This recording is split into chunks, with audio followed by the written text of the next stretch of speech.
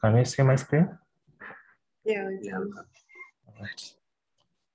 So we have introduced a new version of the Xsd library. You can check it out at this link. And with this version, there's a bit of an improvement. For now, we need two callbacks. There's the init callback, whereby you can just, okay, these are the allowed fields. You can change the title, you can set the error, you can change the next value and the previous value. You can also say if that menu should close. The split value is how many menu items do you want to display at one time. For our case, the default value is 7, but you can always change if you want to, maybe change to 4 or 6, depending on which type of menu you're building. The limiter is the style. So it's more of it shows you how, for example, if it's 1 and then you use this delimiter.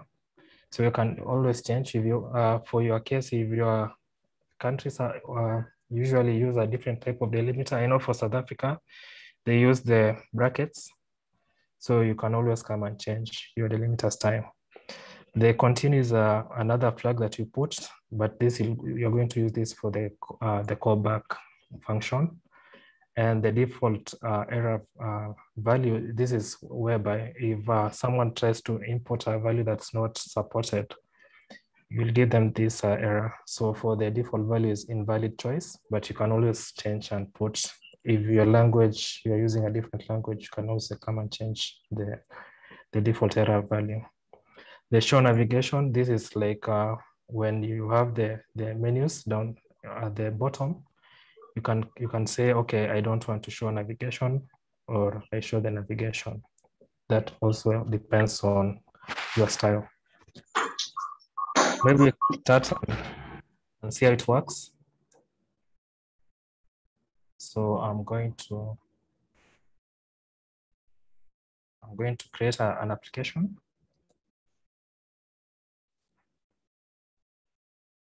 So the app.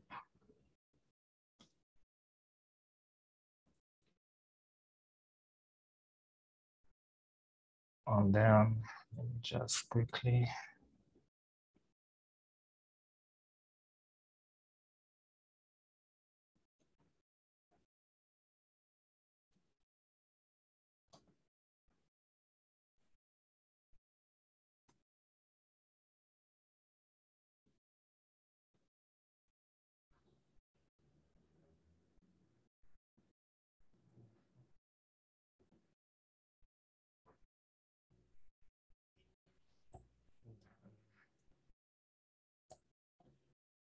So I'm going to do the first one, just to show you how it's from the terminal.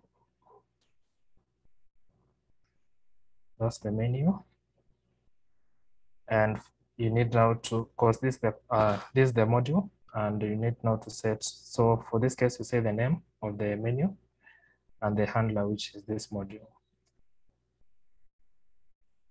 Then now you can come back. Let's do this. Parameter.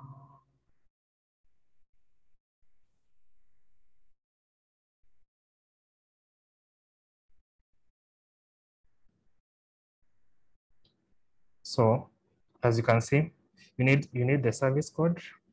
For Kenyans, you know, this is like *544#. So depending on the service code that you have, and then this is the session ID. This is always given by the provider, gateway provider that you have, and depending on which gateway provider that you have, most values is always a blank string or the same session code. So you can do that, and then it will give you this, which is a okay tuple with a menu string and should close. I don't know. Do you get it? Or is there a question so far?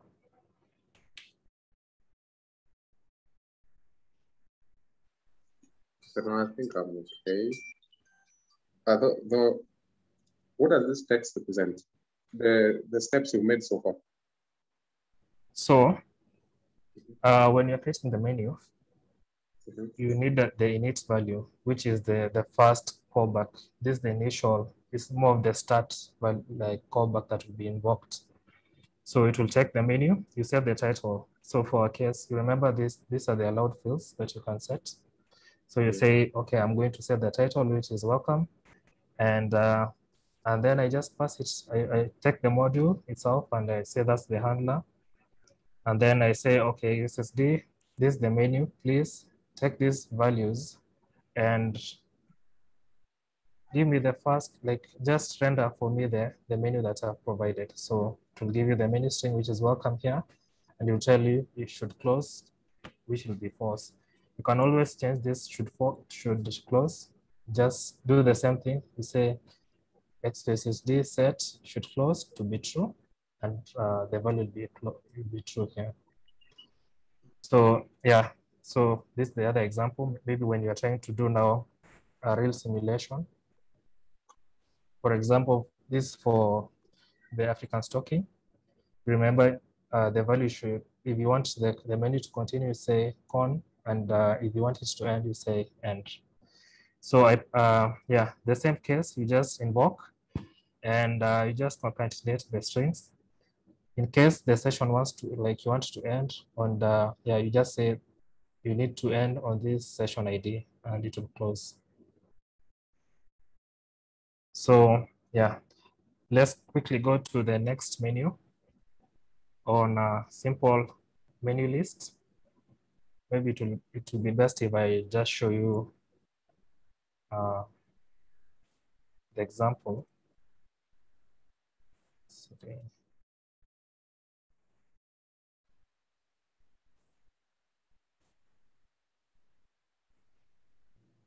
Example.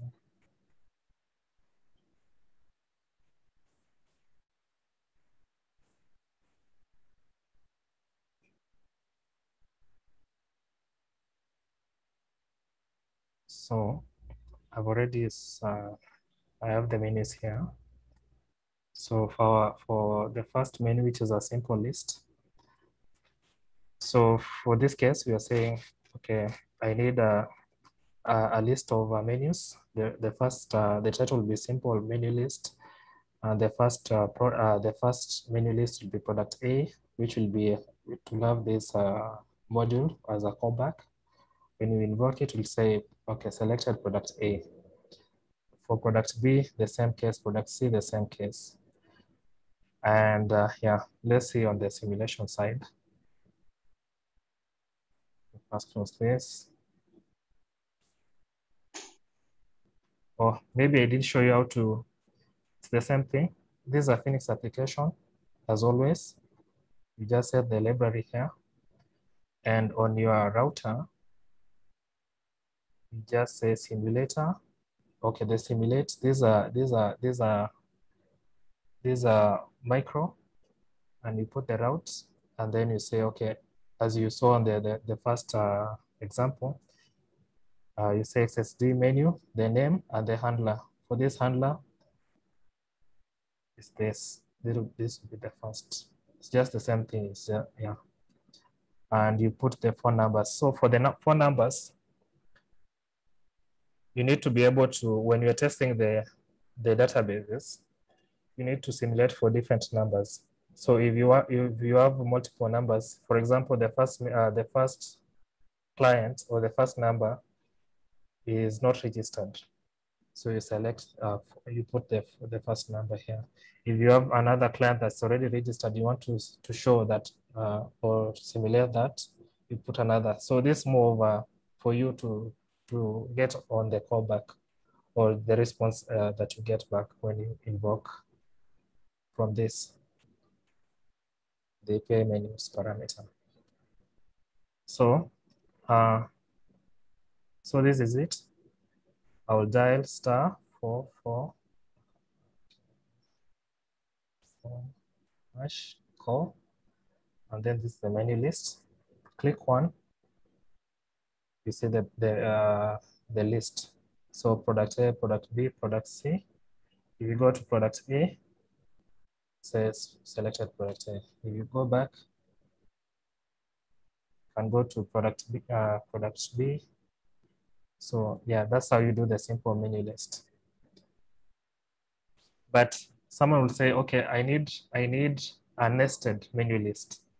So when you want to do nested menu list, it's just the same thing, but now you're going to, instead of doing it on the first handler, just nest it on the menu that you want to have the menu list in.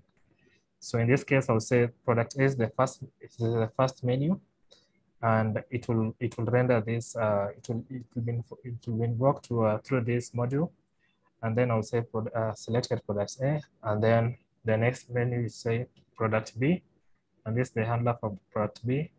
The same case, you say product C, select product C, and then render this.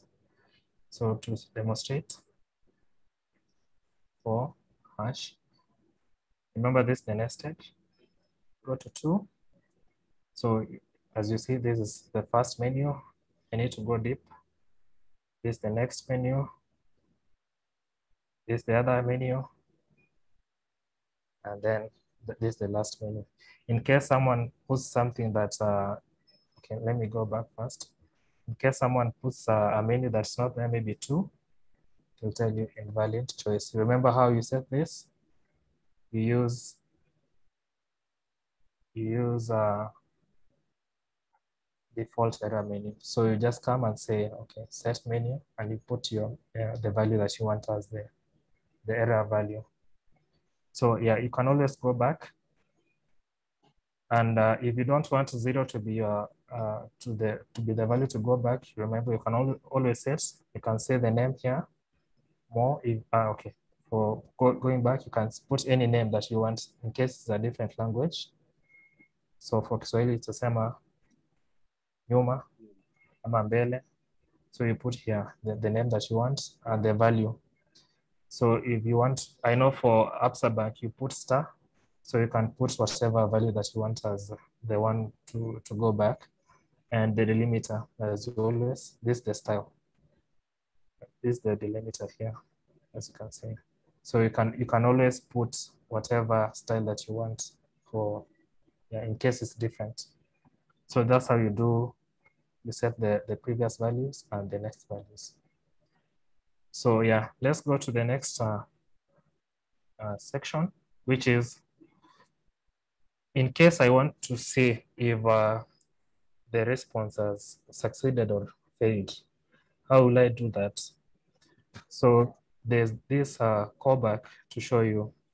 It will give you a payload, which is, it will tell you, okay, this is the error. For example, let's say you want to implement a menu which you will check how many times the person has input the PIN, and you have you can only try 3 times. So you use this. You say navigation response, and you see if you get an error or an okay tuple. In case you get an error, always you know how to handle that, and then okay, you can check how many times the person has seen. But yeah, this is more of a in case you want to do, but it's not a must. Lenny? Yes. I think I have one question. I don't know how they'll handle, let's say, okay, we've seen instances where if you have more than 160 characters, then your menu will overflow to the next page. Like Safaricom literally does that. So I don't know if you handle that as well. I have not, because as you can see, these menus are the name value is dynamic. So if you put product A, product C, and in case you put something so long, so I will just let the gateway provider to handle that for you. Okay. Yeah, but so, but I'll show you another way that we do that for in case we need to have a different type of menu. So yeah, I'll go to the next menu, which is in case now you want to have a callback, you need to create this callback. For callback is more of a it's a validation menu. So for example, here I'm going to say, okay, these are the menu lists that I have. And you remember, if I put 4, if I put 5, it will throw me an error. So if I want to check before I throw the error, if the value is, maybe for this case, I'm saying it's 555, I'm going to say, okay, you have entered the secret number, and then the number is this. It should close. As remember, this is the field that you set. It will be true, and you should always this the other field that this is another flag that you need to put to continue, or in case it is not the value that you're looking for, you need to say, okay, this should continue should be false, and then it will continue the default error menu as always. Maybe I can try and show you that on the simulator. 544. So this is the simple callback, number 3. So yeah, so let me first put 4, which is not in the list. It will show me the default error, which is you have entered invalid choice. But in case I put 555, it will go to the next menu, which will tell me you have entered the secret number, which is 555.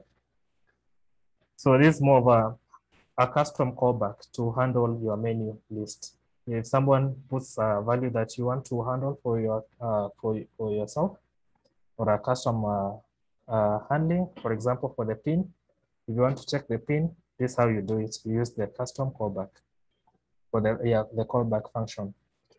So yeah, I'll show you the next for this, maybe a good example to show you how to do. For example, we're going to do a nested validation menu. The first menu will be, it will tell you, okay, enter your PIN number. And I'm assuming this is more of a bank situation. You can always come and do your customization here. You go to the database and check, okay, this value is this, the PIN that the customer set. And so yeah, how to use it? You say, is the value 321? If that's the case, you navigate now to this home menu. If that's not the case, you say error, wrong pin, continue, false. So let's see that in the code.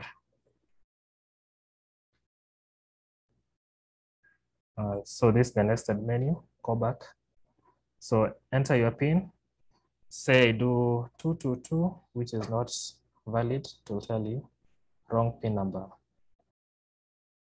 And if I put 3421, it will go to the next menu. So this, like this, yeah, if you want, you have a menu that you need to do custom validation, or you need to check the values. This is how you do it. And remember, in case you have a payload, if this value is correct, if you have, maybe you need to pass down the name of the person, you can always come and say, okay, when you're navigating, please push down this data with the payload, the name, and the value, which is the name. So yeah, it takes a map of anything that you want to push down. And with that, you can always come back at the data, and you can say, okay, welcome, John, welcome, Jane, welcome, whoever that you want to do, so that you don't have to do multiple callbacks for the same value. So this is how you do it. And this is how you, like, it's more of a data passing down the payload. And yeah, there's another function that we call, which is navigate, which will come back to this. So that's that for that. Maybe before I go to the dynamic menus, maybe someone has a question on that. Yeah, I have a question. Uh-huh. I wanted to know what behavior you used for the handlers. Maybe I can do that later, because we'll dig down into the code and see how it works. Okay, all right, that's fine.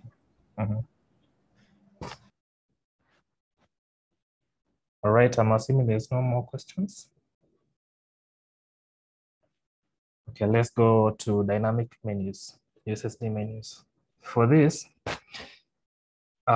say for example, you need to call the database. you don't have the luxury of setting the values directly here. You need to, these values need to come from the database. So you can, these are lists. You can do a for loop.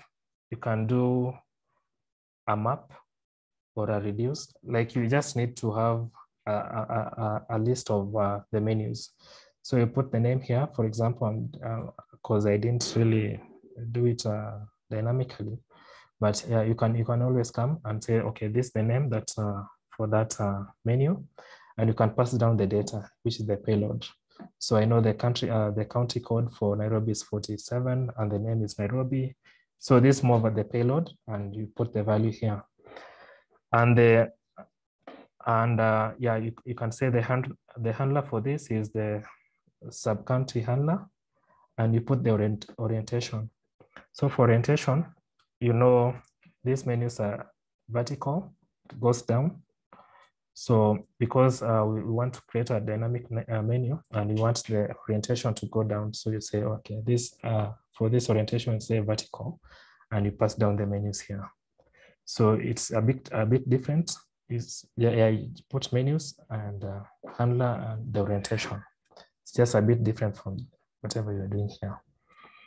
And you can also, yeah, it's the same thing. You say then, okay, then the title is list of counties.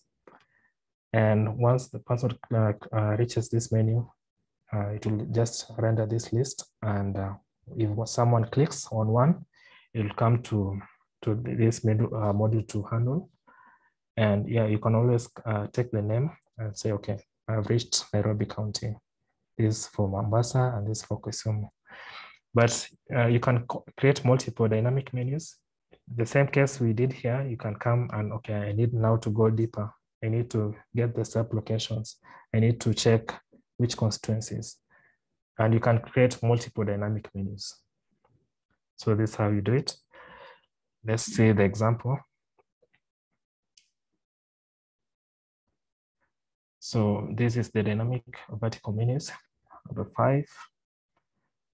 Okay, number 1, which is the list of counties. And you see Nairobi, Kisumu, Mombasa.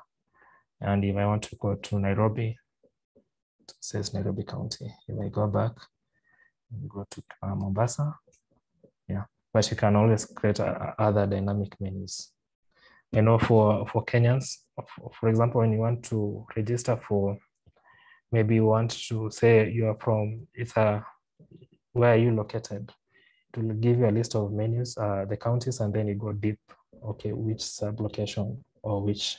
So yeah, that's how you do the dynamic menus. And any question there?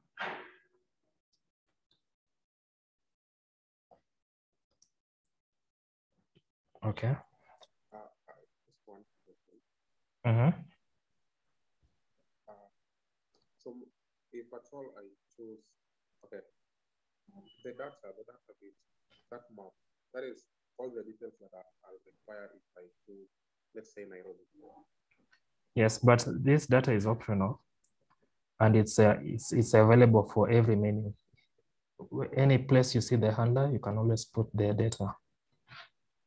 So this payload is yeah, you can put any place you see handler, you can always take the data as payload, as we saw here as well. It's an optional flag. And yeah, you can pattern match once you pass it down. So yeah, I'll go to the next menu, which is the vertical menus. Menu. Yes. I wanted to ask a question regarding the languages. So Language. You're a bit low. Sorry? You're a bit low. I can't hear you well. Can you hear me now? Yes. So if at all I need people to select the languages that they want to use at the beginning, and then the menus will be in those languages, how are we going to handle that, or will it just be playing around with case flows? Yeah, that's a nice question. I think you can, before you start the menu, you can always check for example, you want to say, okay, this is the beginning of the menu. Let's go back to the first menu here. I will check the phone number, which is available on this API parameter field. With that, I can go to the database and pull the user's preference. I say, okay, the person wants Kiswahili, wants Kikuyu. And then with that, I just pass down as a payload. So anywhere on your menus, you'll always check from the payload if that value is the language. But remember that that payload is just available for that menu. You need also to pass it down for subsequent menus that you want to set. Maybe that can be a request. You can say from the initial menu, this value doesn't change. But for now, once you pass it down, you need also to come back and pass the data again down to the next menu. It's more of props. Okay. I also just maybe also another suggestion. So you see, we're not keeping track of the previous steps, like the previous options that I've chosen. We do keep track. For example, when you enter this, like for example, say this is a banking system, and someone says send money. When they go back, I don't want to call the function to render the menu again. I need to keep the state of the menu and save it to the next child. So if I go to the first menu, the previous menu is already saved on the back function. So when I go back, it will just render back the menu without really calling it. It will not invoke it.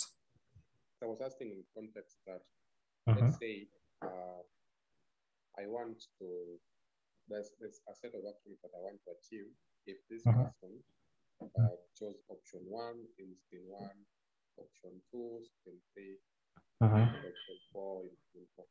So maybe if there was a way in which I could get 2 steps that they have taken, is there such a way at the moment? I think you can get through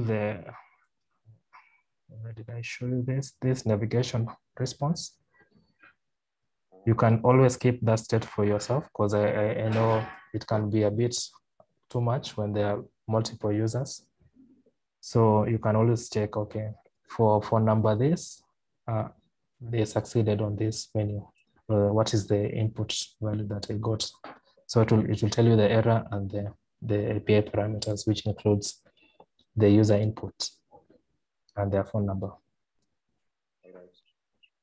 So yeah, you can always, if you want such functionality, you can always implement this or override this function. All right. So yeah, I'll go to the next menu, which is the horizontal menus. So this is one of the use cases, which is a bit unique. Say, for example, someone comes to you and tell you, like, I need to create a USSD menu which it will give news or articles. The user wants to read articles. So, and as you know, the articles are a bit long. And you don't want to really show them the horizontal menus. You want it to be a bit vertical. So it's the same case here. You'll just say this is the payload that you're fetching from the database, which contains the title and the body, and it's a list. You map it through, and yeah, you say the title is the body, the title, and concatenate with the body. And you say the orientation now is horizontal. So with this, you can always come. Number 6. Say, okay, this is the BBC News. I want the news, maybe sports, lifestyle, breaking news, whatever menu that you have. Then go to the first one, or coronavirus updates, or I don't know, whatever you fancy. And then this the values that you get. And for these values, it's always truncated after 140 characters. So if you have more than that, it will truncate automatically here. So that's how you do it. And if you want to go to the next menu, just say 98. Show you the next menu. If you want really to go to the value itself, just put it and it will go. If you want to go back to 1, yeah. So if you, for example, someone comes and say a value that is not there, maybe 5, it will tell you value choice, go back, and it will give you back to the last menu. Yeah, so that's for horizontal menus. You can always come and implement more. Yeah, that's it. As I showed you how to do the simulator, you just put the simulate and the route that you want to push. You say the menu and the list of numbers. So for example, how to show you, for example, I want to call this menu with the first phone number, which I've already set here, this. Then it will take this as when you are like, once this phone number will be available from this API parameter. If you want a different number, you can come and check. I think this is mostly one of the challenges I was having when I was trying to test and demonstrate the use cases. How do you do for persons who have paid? How do you do for persons who have not paid? How do you render for different use, like you want to show menus for people who have logged in and people who have not logged in? How do you do that? So yeah, this is one of, like, I think this is a nice way of doing it. You can always choose the phone number that you want the payload to include. So yeah, that's how you do it. And yeah, that's the library. Wow. Yeah. You really done a great job here. Yeah. Anybody with an extra question? Maybe to answer the question that I was asked before, I don't remember his name. Or about the callbacks? Yes. So this is how you call the callbacks. So the value will be available at the handler, which is the strap. Maybe I can show you first the strap, how it is. The strap value. So when you pass it down, when you say this is the handler, it will come back and be set here. So with that, you can come and check. You take the handler, you say this is the handler, and it has the init function, and it takes 2 parameters, which is the main itself and the API parameters. In case the person has not set the callback, I'll check, okay, is the function exported with the callback function with the hierarchy of 2? And then if that's the case, I'll just apply and bring the menu. In case it's not, I'll just say nil, which already this value, I'll be checking from the navigation module how to do that. And the same case for the navigation response. I will say if the person has set, I will just call. In case it's not set, it will invoke whatever is already set here, which is overridable. So if you don't put it, I'll just call this. If you put, then it will call your function. But that's not necessary if you don't want. Okay, so basically you're saying the user is the one who gets to decide the behavior of the callback and whatever type of behavior they want to use for the callback module. Yeah. So if you want to use the callback function, you put. If you don't want, it will just run. But this is a must. You need to put the init, because this is like the first. This will be called first, and then this next, and then this to just show you the response. What kind of behavior do you often use yourself? What kind of behavior do you use for the screens? So like maybe your one screen with all the buttons, what kind of behavior do you often use? Do you use a gen server or a statement or those other ones? We use registry because we are taking session which is a string, and it's always changing. So yeah, we pass down the session ID, and with that now you can do the same. Like it's more of gen server with the name, which is the session ID, and you cannot come back and close it. If you want to stop it, you just shut it down. Okay. Okay. Thank you. Maybe another interesting thing about this project, as maybe I can show you the list of things that I am having. The dependencies, as you can see, there's no Phoenix library, but we are using Phoenix Live View. So to do this, it's a bit different. It's more it's similar to the live dashboard. So yeah, if you go and check it, you can see how you do the simulation. It's more of a micro, which is simulates. I take the options which you pass it down here, and then I say, okay, if you find this, go to the slash, which will just concatenate or route it to, as you know how Phoenix works. This the root, and then it puts whatever as the previous value.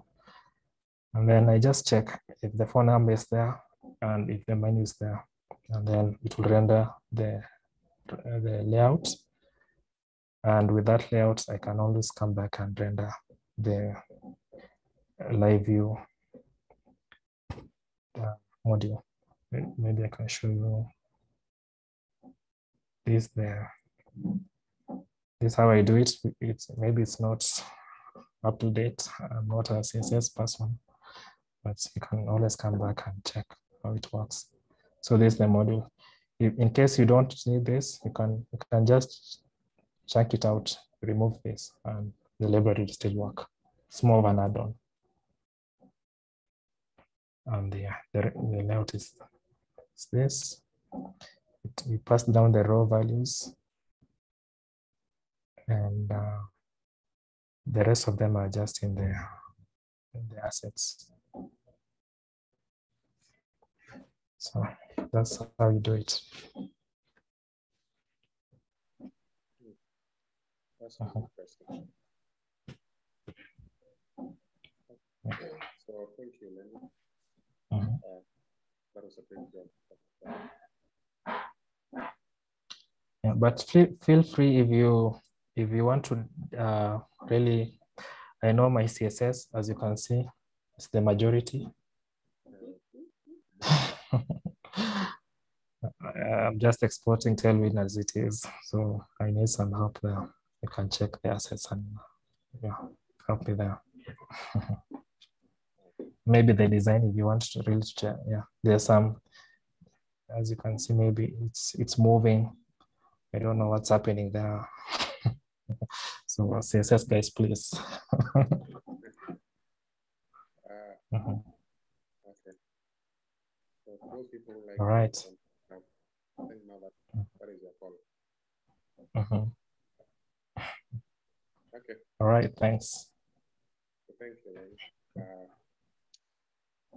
Another thing that I wanted us to discuss was, I think it was triggered actually. If you attended the ELIXIR conference, that is Africa version, the ELIXIR Outlook podcast. You remember this Tiffany was just saying that they always just meet and then they talk about some random stuff, and then the discussion just continues out of nowhere. So I was thinking maybe we could also start doing the same. So during every meeting, to just come in, somebody who maybe has a topic for the following week and just come up and say, okay, I have something that we can discuss next week. And then he or she becomes the host. Oh, can't hear you.